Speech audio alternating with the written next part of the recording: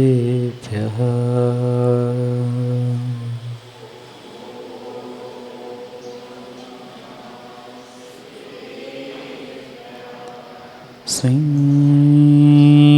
श्रीमद्परं गम्भीर स्याद्वाग्मोघलाञ्छनं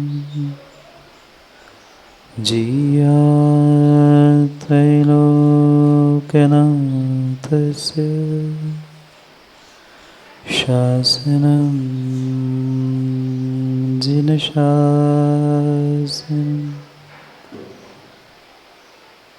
जय मङ्गलबुदाणं विमलाणं नाणतंसुणमयारं तैलोयसेहियाणं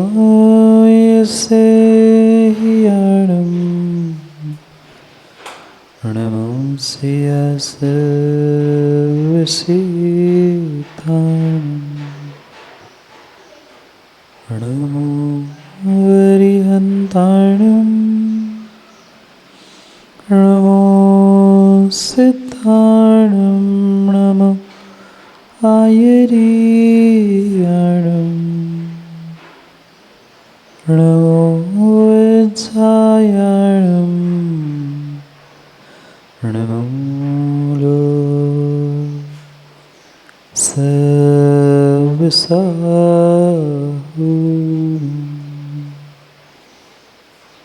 अनंत अनंत परम सिद्ध भगवान की 1008 श्री आदिनाथ भगवान की परम पूज्य आचार्य भगवान कुंद कुंद स्वामी की परम पूज्य आचार्य भगवान गणाचार्य विराग सागर जी महाराज की परम पूज्य आचार्य भगवान पट्टाचार्य गुरुवर विशुद्ध सागर जी महाराज की अहिंसा में विश्व धर्म की सिद्ध चक्र महामंडल विधान की बोली मुनि श्री सुप्रभ सागर जी महाराज के, मुनि श्री प्रणत सागर जी महाराज के, समस्त मुनि संघ के नमोस्तु शासन। अंतिम तीर्थेश वर्तमान स्वामी के शासन में हमसे विराजते और उनकी ये पावन पीयूष देशना हम सभी के लिए परम उपकारी है।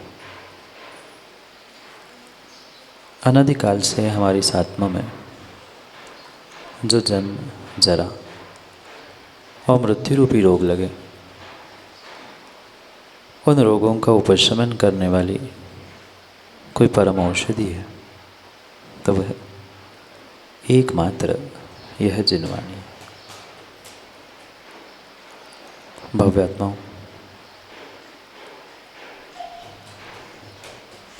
जीवन में आपने कई बार मेरी भावना का पाठ किया और मेरी भावना का पाठ करते करते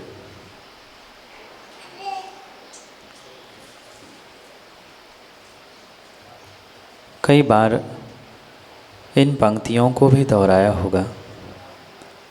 रहे सदा सत्संग उन्हीं का, ध्यान उन्हीं का नित्य रहे, उन्हीं जैसी चर्या में यह चित्त सदा अनुरक्त रहे। जो निर्ग्रंथ धरती के देवता दिगंबर साधु की चर्या है, उस अद्भुत चर्या को अगर श्रावक प्रतिदिन इतना भी याद रखे, ध्यान रखे कि हमारे गुरु, हमारे भगवान ने कैसा और कौन सा मार्ग अपनाया था, किस प्रकार से वो अपने जीवन में त्याग और तपस्या को अपनाते हैं। वास्तव में अगर श्रावक इस बात का थोड़ा सा भी ध्यान रखे, प्रतिदिन उनके सत्संग की भावना भाए तो शायद उनके ध्यान से, उनकी चर्या में अनुरक्त रहने से ही शायद श्रावक का कल्याण संभव है। जब भी भगवान बनेगा जीव, तब नियम से उसे मुनिराज बनना ही पड़ेगा। निर्ग्रंथ दिगंबर दीक्षा लिए बिना कोई भी भगवान नहीं बन सकता। पर माना कि श्रावकों, माना कि मुनिराज बनने की शक्ति वर्तमान में नहीं है, पर फिर भी अगर श्रावक अपने श्रावक के कर्तव्यों को समझकर इन 2 पंक्तियों को भी जीवन में याद रखे तो शायद वह आने वाले समय में कभी निर्ग्रंथ साधु बनकर अपने आत्मा का कल्याण भी कर पाए। मात्र संजोग 2 पंक्तियाँ, रहे सदा सत्संग उन्हीं का, ध्यान उन्हीं का नित्य रहे, उन्हीं जैसी चर्या में है चित्त सदा अनुरक्त रहे। आप उनकी जैसी चर्या कर पाओ ना कर पाओ, पर अगर उनकी चर्या का भी आपने ध्यान रखा है, उनकी सेवा का भी आपने ध्यान रखा है, उनका भी आपने ध्यान किया है, उनकी चर्या में अनुरक्त, उनकी चर्या में सहयोगी बनने का प्रयास किया है, तो भी श्रावक को विश्वास मानना आप इस श्रावक अवस्था में भी अपने आत्मा का कल्याण कर सकते हैं। साक्षात कल्याण तभी होगा, साक्षात कल्याण तभी होगा जब आप दिगंबर मुनि बन जाए। पर ये भी अवश्य ध्यान रखना, दिगंबर मुनि और दिगंबर मुनिराज की चर्या वही जीव सर्वोत्कृष्ट रूप से और निर्विघ्न रूप से जीवन में धारण कर सकता है, प्राप्त कर सकता है, जिसने कभी निर्ग्रंथ गुरु की चर्या को निकट से देखा है। ऐसा कभी नहीं हो सकता कि आज हमने सोच लिया हमें दीक्षा लेनी है, या आज हमने सोच लिया हमें कुछ धर्म मार्ग पर आगे बढ़ना है और कल हो जाए, ज़रूरी नहीं है। कई दिनों की, कई महीनों की और कई वर्षों की वह सत्संगति और उनकी चर्या को देखना समझना बहुत आवश्यक होता है, तब जाकर कभी व्यक्ति दूसरे जैसा बन सकता है। क्यों हमारे जिनागम में लिखा है कि उन बने हुए भगवान को पूजो? क्यों सिद्ध चक्र विधान कर रहे हैं? क्या सिद्धों को खुश करने के लिए? क्यों हम भगवान की पूजा आराधना करते हैं? क्यों गुरु की सेवा करते हैं? भगवान और गुरु को खुश करने के लिए नहीं। वे वेदरागी है, वैरागी है, तुम्हारी सेवा, तुम्हारी पूजा, तुम्हारे विधान से वे खुश होने वाले नहीं हैं। पर उनके जैसा मैं कब बन जाऊं, मैं उनके जैसा कैसे बन सकता हूँ, ये समझने के लिए ही उनका गुणगान पूजा आदि के माध्यम से किया जाता है। ये इतने सारे अर्घ्य चढ़ाने की क्या आवश्यकता थी? 1008 अर्घ्य में तो या 1024 अर्घ्य में तो नीचे के सब समाविष्ट हो जाते, पर नहीं, रोज प्रतिदिन कुछ नए तरीके से, नए गुणों को नए प्रकार से उन्हें खोजते खोजते पुनः भगवान की संगति प्राप्त करने का, उनकी और नज़दीक आने का प्रयास किया जा रहा है। पहले दिन 8, फिर 16, फिर 32 मात्र अर्घ्य चढ़ाने के लिए नहीं, हम प्रतिदिन क्रम से उन संख्याओं को इसलिए बढ़ा रहे थे, मात्र संख्या बढ़ाने के लिए नहीं बढ़ा रहे थे, अपितु भगवान के गुणों को हम और नज़दीकता से, और अधिक संख्या में, और अधिक संख्या में समझे, जिससे उनके जैसा बनने का मैं प्रयास करूं। क्योंकि सीधी सी बात है कि जिसके जैसा तुम्हें बनना है, आपको उनके पास रहना बहुत आवश्यक है। और पास प्रतिदिन रह पाओ नहीं रह पाओ, शरीर से वहाँ पहुँच पाओ ना पहुँच पाओ, पर ध्यान से, चिंतन से, उनकी चर्या को, उनके गुणों को समझते समझते हम भी वैसे बन जाए, ऐसा प्रयास किया जाता है। एकमात्र हमारा ऐसा ये जिनशासन है जो वर्तमान के विज्ञान को भी फेल करता है, विज्ञान से भी कई अधिक गुना, सिद्धांत और विज्ञान से कई अधिक गुना विषय हमारे वीतराग विज्ञान में प्रदान किया है। जो भी क्रिया कही है, प्रत्येक क्रिया के पीछे कुछ ना कुछ कारण कहे, और बिना सोचे समझे मात्र कारण कहे है, अंधश्रद्धा के रूप में तुम्हें ऐसा करना है इसलिए नहीं, प्रत्येक क्रिया के पीछे सटीक लॉजिक और तर्क दिया है, ऐसा करोगे तो ऐसा होता है इसलिए तुम्हें ऐसा करना है। पर आज तक श्रावकों ने इन विषयों को समझने का प्रयास किया ही नहीं, मात्र देखा सीखी, जैसे बुजुर्गों ने किया माँ वैसे ही आपने किया। कभी विचार किया कि पूजन की 8 ही द्रव्य क्यों होती है? कितनी द्रव्य चढ़ाते आप लोग? बोलो ना। 10? 8 ही चढ़ाते हैं ना। भूत में भी 8 ही द्रव्य चढ़ाई जाती थी, आज भी 8 ही द्रव्य चढ़ाते हैं, भविष्य में भी जब भी पूजा होगी 8 द्रव्य से ही पूजा होती है। क्यों? पता नहीं महाराज जी। जो करते आए हैं वही हमने किया। आने वाले पीढ़ी ने भी कभी पूछा तो हम यही कहेंगे, हमसे पूछ रहे, इतने बड़े हो गए, जैसा कर रहे वैसा करो, बस जितना कहा है उतना करना, हो गया काम। प्रत्येक क्रिया को, प्रत्येक कार्य को अगर जीवन में समझते हुए करने का प्रयास करेंगे तो पक्का मानना उसका कुछ विशेष और विशेष फल हमें मिलेगा। पर आज तक हमने कोई भी कार्य समझ के करने का प्रयास ही नहीं किया। मेरी भावना भी कई बार पढ़ ली, 12 भावनाएं भी कई बार पढ़ ली, बहुत कुछ हमने क्रियाओं में कर लिया, शरीर से तो इतना कर लिया है कि शायद उसको कहना संभव नहीं। पर कभी ये समझकर हमने उन क्रियाओं को नहीं किया कि हम ये क्रियाएं कर क्यों रहे हैं। क्या आप लोगों के हाथ पैर दबाने से गुरु की वैयावृत्ति हो जाए अनमोल ज़रूरी है?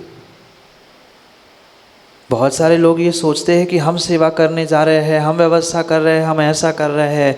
ये ध्यान रखना ज़रूरी नहीं है कि आपकी सेवा से उनकी सेवा हो ही, ज़रूरी नहीं है आपकी पूजा से भगवान पूज्य हो, वो तो पूज्य हो चुके, पर हमें उनके जैसा पूज्य बनना है, हमें साधु जैसे चारित्र को प्राप्त करना है, हमें उनकी जैसी चर्या को सीखना है। इसलिए साधु की वैयावृत्ति, साधु की सेवा, साधु की व्यवस्था की जाती है, और इसलिए तीर्थंकर भगवान और अरिहंत भगवान और सिद्ध परमेष्ठी की विशेष करके आराधना पूजा की जाती है कि मैं आप जैसा बन जाऊं। यही 2 पंक्तियां है, रहे सदा सत्संग उन्हीं का, ध्यान उन्हीं का नित्य रहे। कितना ध्यान है ध्यान? आज किसी को भी पंच परमेष्ठी में से किसी का भी ध्यान नहीं, 1 घंटा पूजा के लिए बैठे, उतने में ही ध्यान आ गया अनिल भाई, तो बहुत बड़ी बात है। 1 घंटे में भी 15 मिनट भी मुश्किल से मन लगता है, और 15 मिनट में भी कुछ 1 मिनट का ही कार्य, वो जो क्रिया पूजा की जा रही वो सार्थक हो पाती। बाकी तो फिर ये आया, वो गया, इसने ये किया, उसने वो नहीं किया, क्या ओढ़ा, क्या पहना, क्या चढ़ाया, नहीं देखते ना, पूरा समय उसी में चला जाए। यहाँ तो कह रहे सदा सत्संग उन्हीं का, ध्यान उन्हीं का नित्य रहे। 5 परमेष्ठी का ध्यान नित्य रहना चाहिए। नित्य का अर्थ नहीं होता कभी कभी जब हमारे नगर में साधु आ जाए जो हमें याद आ जाए तब नहीं। नित्य का अर्थ होता है नित्य, प्रतिदिन हमें स्मरण होना चाहिए। मुख में ग्रास रखने से पहले याद होना चाहिए कि अरे मेरी धरती के देवताओं ने आज आहार किया कि नहीं, उनका आज निर्विघ्न आहार हुआ कि नहीं। आजकल तो पहले नाश्ता पानी करके फिर आते महाराज जी मन शुद्धि वचन शुद्धि, अब काय की शुद्धि। कम से कम हम अपना मुख झूठा करने से पहले ये विचार तो करें, ठीक है नहीं है साधु, विषमता है, हम प्रतिदिन नहीं पहुंच पा रहे हैं, पर कम से कम मुख में ग्रास रखने के पहले कभी ये माँ विचार किया जैसे उस बालक को, बच्चे को, बेटे को, घर के सदस्यों को खिलाने का विचार आता है, फिर स्वयं खाती है माँ। आप ऐसे कभी प्रतिदिन विचार तो किया करो कि वे दिन में एक बार भोजन ग्रहण करने वाले, दिन में एक बार जल ग्रहण करने वाले, क्या उनकी चर्या निर्विघ्न हो रही है? क्या उनकी चर्या में कोई विघ्न आ रहे हैं? ये ध्यान रखना। श्रावक को इतना विचार, इतना चिंतन, इतना ध्यान और उनकी चर्या में इतना सा भी तुम्हारा प्रतिदिन अनुरक्त होना तुम्हारी प्रचंड कर्मों की निर्जरा के लिए निमित्त बन सकता है। निर्ग्रंथ गुरु को दान देने वाला, अरहंतों की पूजा करने वाला तो करोड़ों करोड़ों करोड़ों जन्मों के पाप को नष्ट करता ही करता है, पर साक्षात देने वाला के जगह वह मात्र अनुमोदना करने वाला, उसके विषय में चिंतन करने वाला, उसके विषय में विचार करने वाला, उनकी चर्या में अनुरक्त रहने वाला, उनका ध्यान रखने वाला भी कई कई कई पाप कर्मों के निर्जरा को लिए निमित्त उपस्थित कर सकता है। पर हम सोचते हैं कि हम जब करेंगे तब देखेंगे, जब महाराज मिलेंगे तब देखेंगे, जब भगवान मिलेंगे तब पूजा करेंगे। भगवान और गुरु मिले ज़रूरी नहीं है। सातिशय पुण्य के उदय से ही गुरु का, प्रभु का सत्संग प्राप्त होता है। मित्र परिवार, ये जो तुम्हें संगतियाँ मिली है, ये ज़रूरी नहीं है ये सत्संगति हो। जो पापों में ले जाने वाला है, कर्म बंध के लिए निमित्त बन रहे हैं, वो सत्संगति नहीं होती है, वो दुर्संगति ही होती है। कितनी ही भीड़ बना लेना, मित्र परिवार रिश्तेदार इन सब की, पर ध्यान रखना संगति, सत्संगति तो मात्र साधु, भगवान और सत्पुरुषों की ही हुआ करती है। विरले ही पुण्यात्मा होते हैं जो ऐसे सत्संगति को प्राप्त करने का प्रयास प्रति समय प्रतिदिन करते हैं। मिल पाए नहीं मिल पाए, पर क्या हम भावना नहीं भा सकते? प्रतिदिन उठते ही ये विचार माँ नहीं कर सकते, काश आज गुरु के दर्शन हो जाए, काश आज गुरु को आहार देने मिल जाए। इतना एक मिनट सोचने मात्र से भी आपकी असंख्यात कर्मों की निर्जरा हो सकती है। पर महाराज उठते ही पहले बगल का रखा हुआ देखना पड़ता है, देश में क्या हुआ। पहले मोबाइल का लॉक खुलता है, आँख खुले ना खुले, पर आँख खुलने से पहले मोबाइल का लॉक क्यों महंग, आँख बाद में ऐसे खुलते खुलते लॉक खुल जाता है। हम आँख खोलते ही प्रभु गुरु अपने बारे में सोचे ना, दुनिया में क्या हो रहा है, किसका क्या व्हाट्सअप आया, किसकी क्या रील चल रही है, किसमें क्या किया। इससे ज्ञानियों तुम्हारा काम हो, तुम्हारा कल्याण हो, बिल्कुल भी ज़रूरी नहीं है, बिल्कुल भी ज़रूरी नहीं है, बिल्कुल भी ज़रूरी नहीं है। आँख मीचते हुए मतलब आँख बंद करते हुए भी मोबाइल है, खोलते हुए भी मोबाइल है। उन साधनों के कारण, इन साधनों के कारण श्रावक की साधना और श्रावक की क्या, बहुत सारों की भी साधना बिगड़ गई है। क्या करें, क्या करे व्यक्ति? श्रावक और साधक भी बात को नहीं समझ पा रहा है कि साधना किस लिए की जा रही है। ध्यान रखने का मतलब ये नहीं है, ध्यान रखने का मतलब ये नहीं है कि हम प्रतिदिन, ज़रूरी नहीं है कि व्हाट्सएप कॉल करके गुरु को देख ही ले तो ही हमारा काम हो जाए। इतनी श्रद्धा, इतना समर्पण होना चाहिए कि उठते ही, आँख खुलते ही हमें स्मरण होना चाहिए कि आज तो हम एसी कूलर में सोए थे, ऐसे मच्छर में, ऐसे गर्मी में पूरी रात निर्ग्रंथों ने कैसी बिताई होगी। मैं तो चैन की नींद लेकर आ गया, पर उन्होंने कैसी नींद बिताई होगी, उन्होंने कैसी रात बिताई होगी। सुबह के नाश्ते का समय हो गया, हम चाय पानी नाश्ता करके आ गए, मुख झूठा करके आ गए, एक नहीं दिन में 10-10 बार पानी पी लिया। कभी विचार किया पानी पीते समय फ्रिज का ठंडा कि अरे वे तो मुनिराज एक ही बार गर्म पानी गर्मी में भी पीते हैं। उनकी व्यवस्था, वो उनके पास, वे साधना कर रहे, वे तपस्या कर रहे, वे अपनी कर्मों की निर्जरा कर रहे हैं। पर श्रावकों, उनकी चर्या में तुम अनुरक्त रहते समय, उनकी चर्या के प्रति भाव और तुम्हारी चिंतन, तुम्हारी ध्यान की धारा चलने से तुम्हारे कर्मों की निर्जरा हो सकती है। और तभी तभी तभी वह तुम्हारा सही सत्संग कहलाता है। शरीर से सत्संग मिले ना मिले, शरीर से संगति, शरीर के साथ तुम हो ना हो, पर भावों से श्रद्धा के साथ अगर तुम देव शास्त्र गुरु के समीप बने रहोगे तो पक्का मानना श्रावक अवस्था में भी आप अपने कल्याण की भूमिका को प्राप्त कर सकते हो।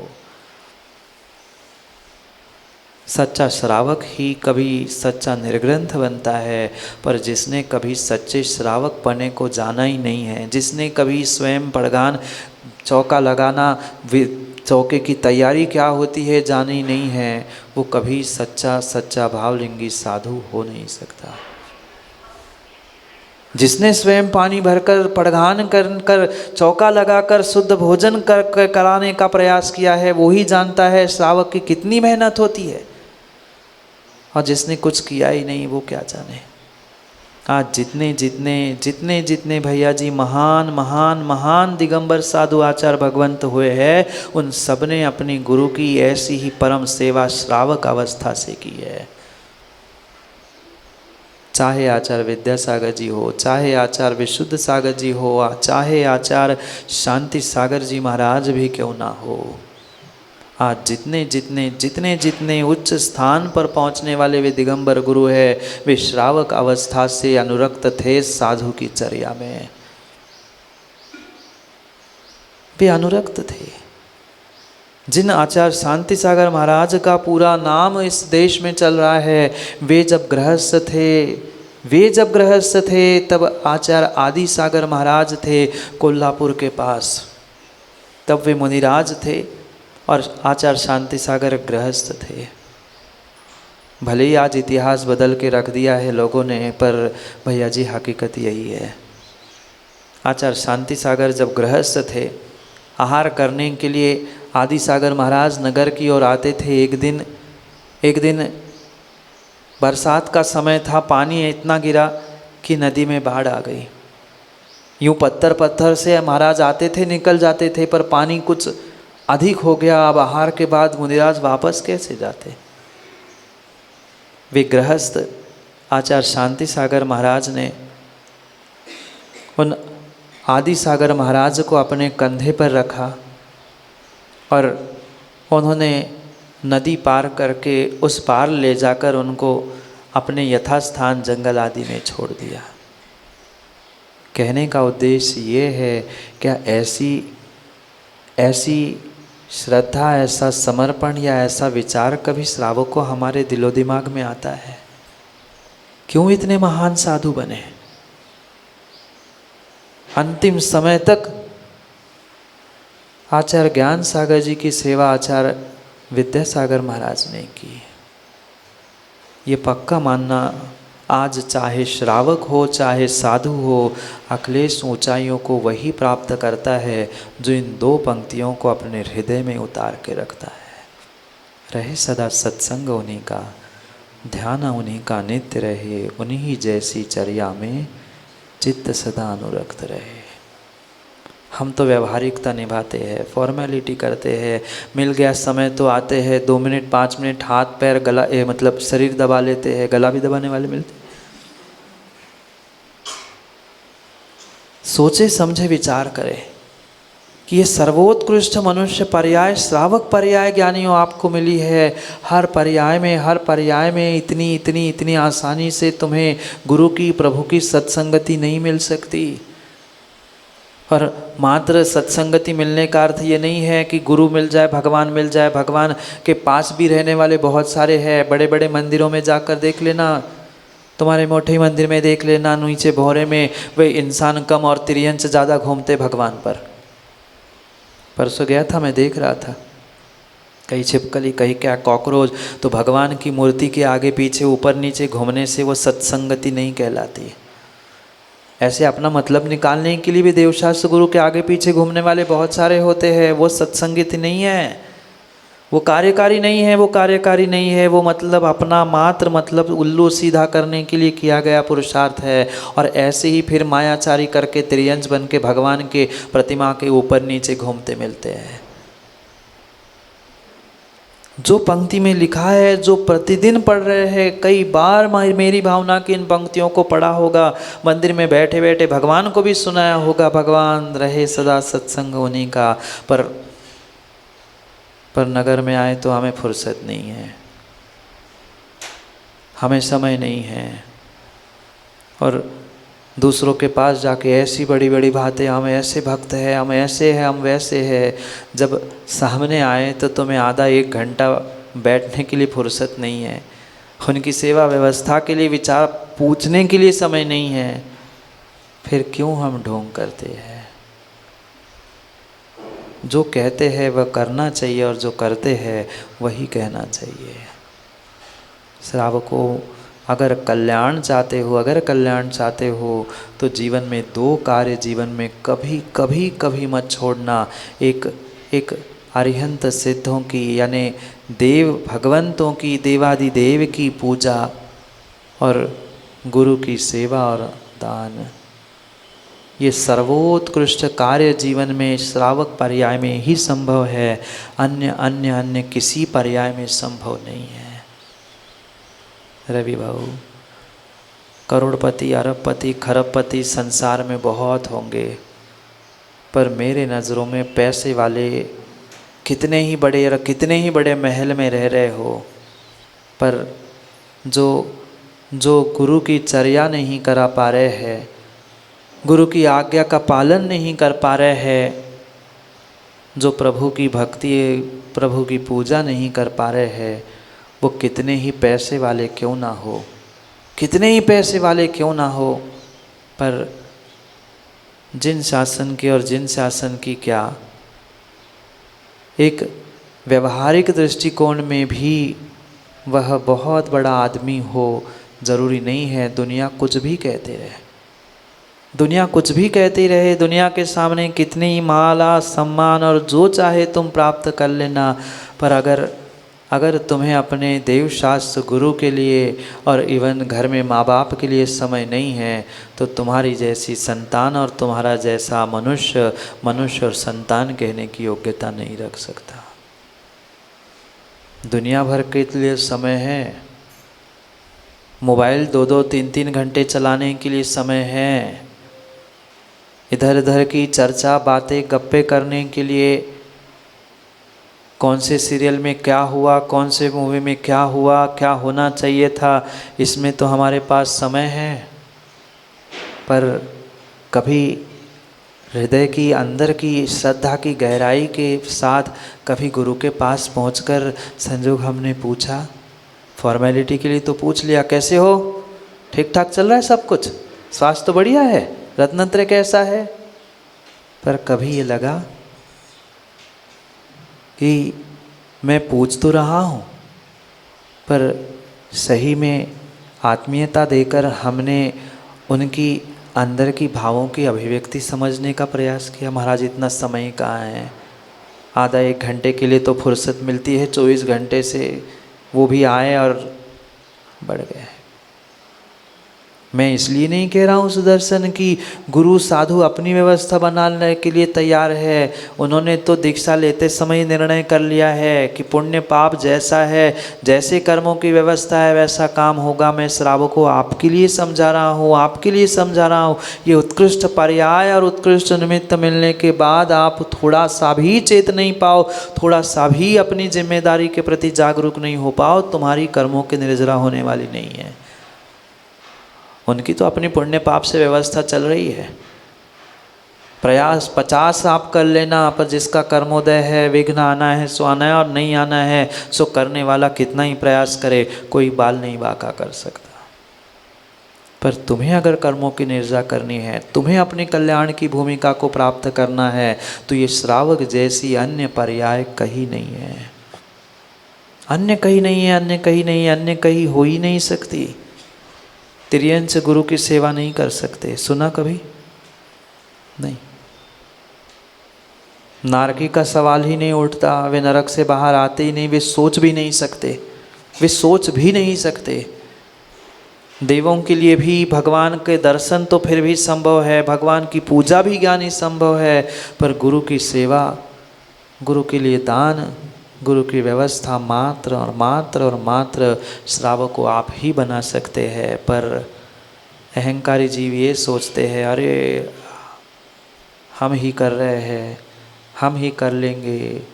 नहीं, ये तुम्हारे पुण्यवर्धन के लिए, तुम्हारी कर्मों की निर्जरा के लिए कहा जा रहा है कि रहे सदा सत्संग उन्हीं का। सदा कैसे रहेगा?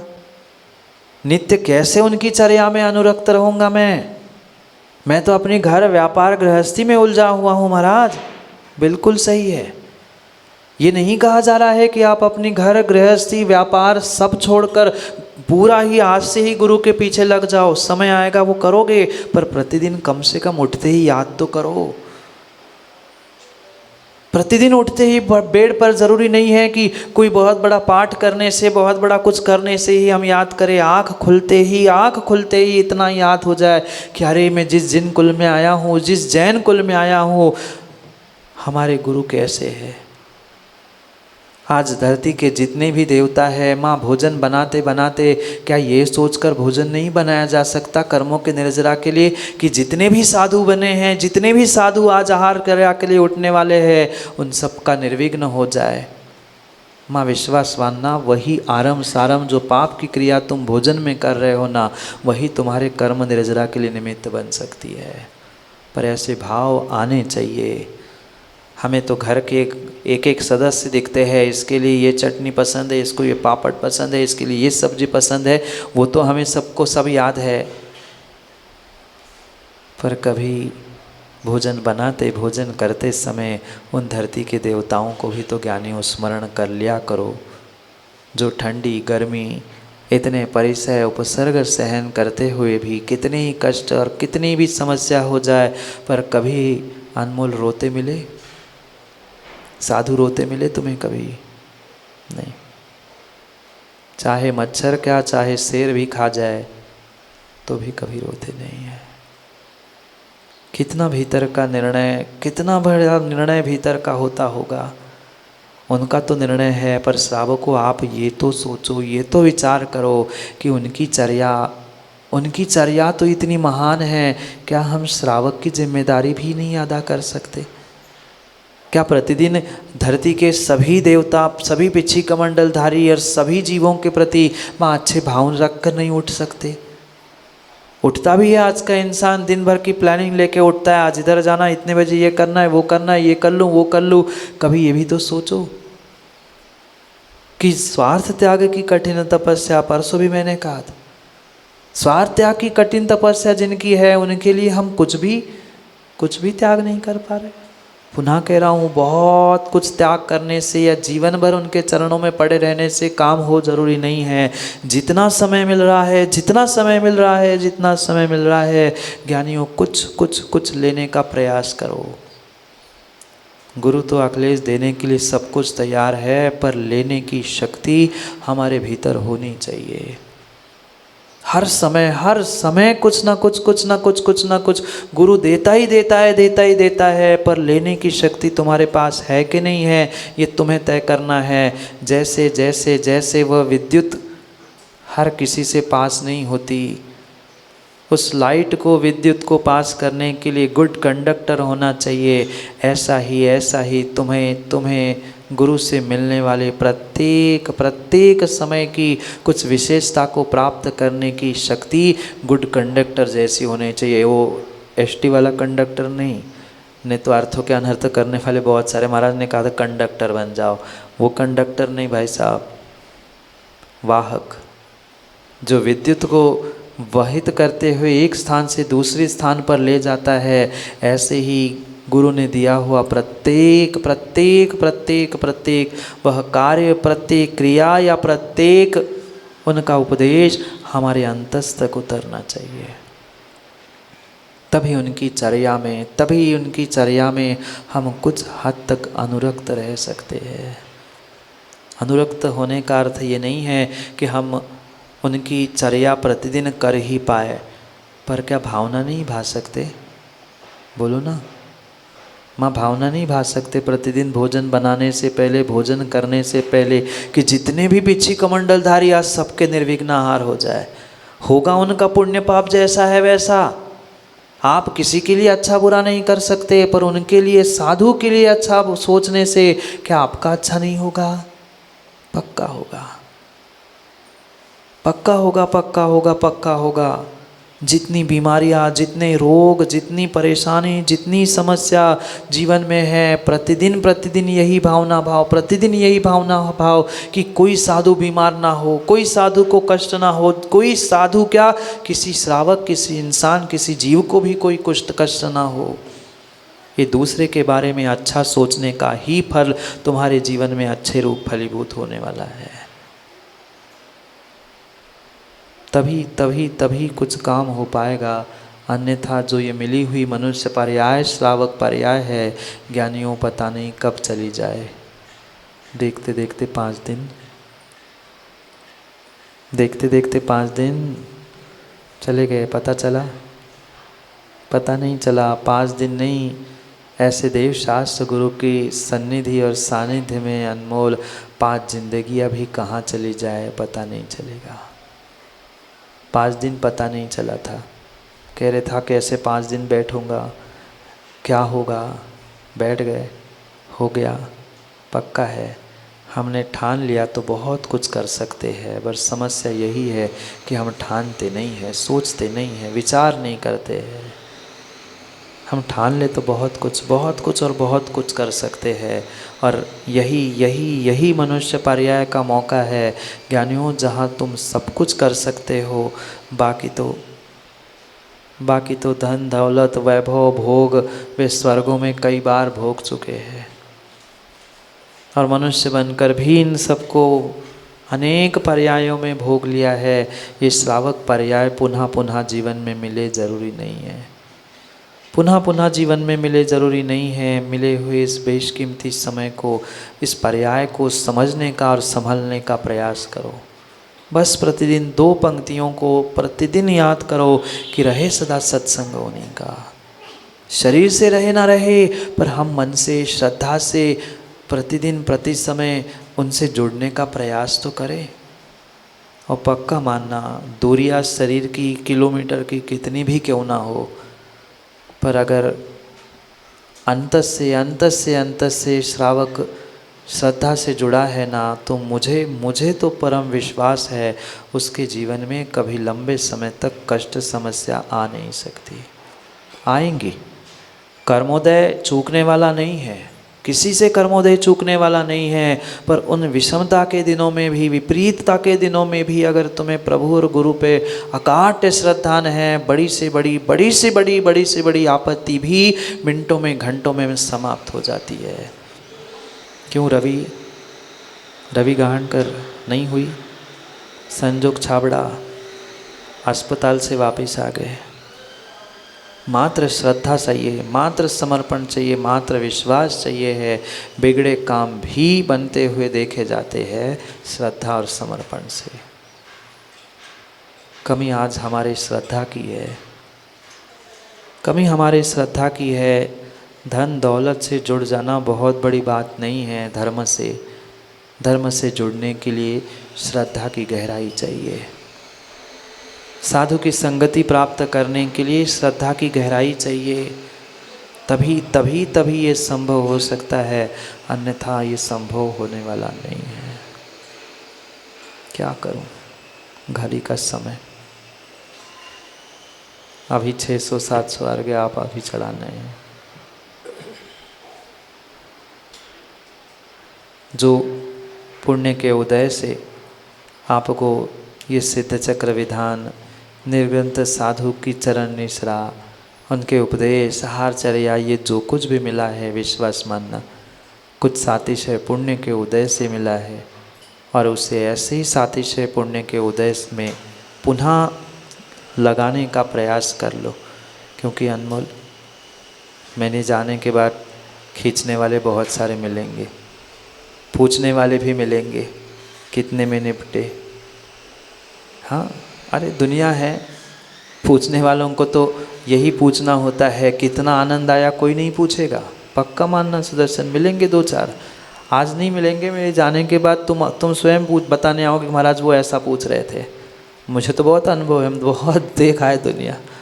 ये पूछेंगे नहीं इतना कितना आनंद आया तुम्हें, तुमने 5-6 दिन आहार दिए, पूजा की, ये सब कुछ किया, कितना आनंद आया, ये कोई पूछने नहीं आएगा कितना खर्चा हुआ।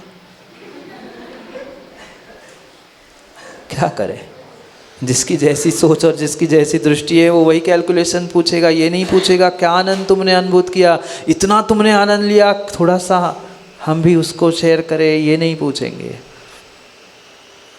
इसलिए ध्यान रखना, कोई पूछे कितना खर्चा हुआ, उससे कहना खर्चा तो कुछ हुआ ही नहीं हमारा, जो भी हुआ वह सब इनकम ही इनकम हुई है। पुण्य की इनकम के सामने धन का खर्चा हम मायने नहीं रखते हैं,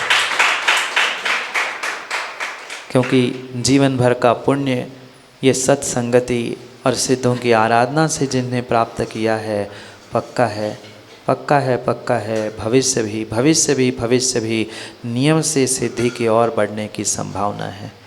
पर जो विधान किया है, दोनों भाई 2 पंक्ति प्रतिदिन उठ के बस सुबह सुबह याद कर लेना। कौन सी? रहे सदा सत्संग उन्हीं का, ध्यान उन्हीं का नित्य रहे, उन्हीं जैसी चर्या में चित्त सदा अनुरक्त रहे।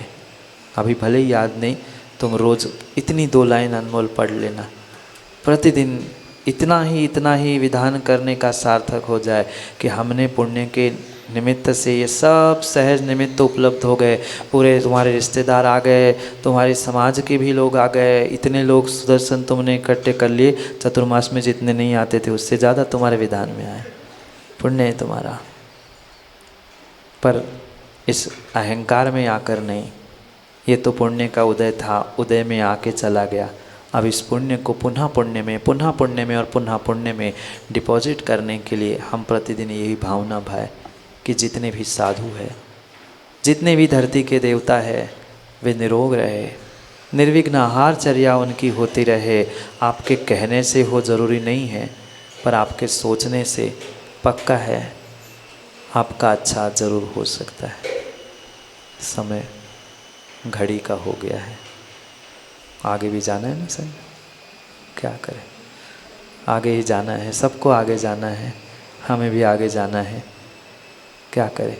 इतना ही जैसा समय था उस समय से समय निकल कर सबने जो देवशास्त्र गुरु की भक्ति की है, और आपके सहज कहने पर चाहे पंडित जी, संगीतकार, जिन ने सहयोग किया है, पूरे परिवार, समाज और सभी सहयोगियों का बहुत बहुत आशीर्वाद के साथ यही साधुवाद है कि ऐसा ही पुरुषार्थ जिन शासन की प्रभावना के लिए हमेशा करते रहना।